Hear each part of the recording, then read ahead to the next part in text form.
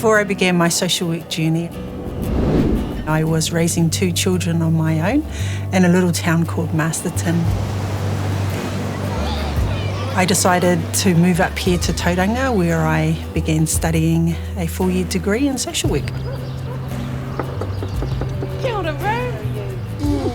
The differences that I've noticed since studying with Te Wānanga or Aotearoa is that we're given an opportunity to explore practice and what it looks like.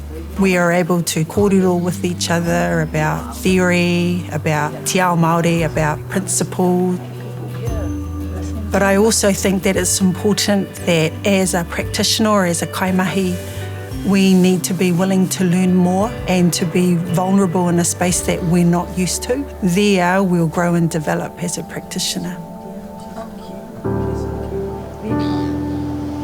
What attracted me to the Postgraduate Diploma in Bicultural Professional Supervision was the fact that I could develop my own model of practice to be able to use myself in practice, but for others to use as well.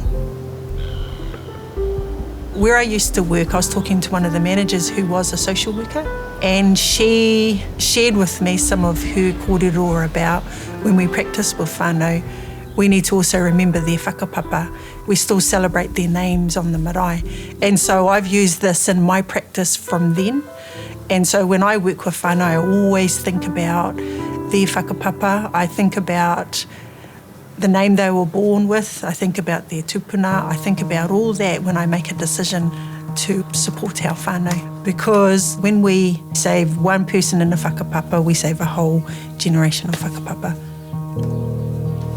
So the program has enhanced my practice.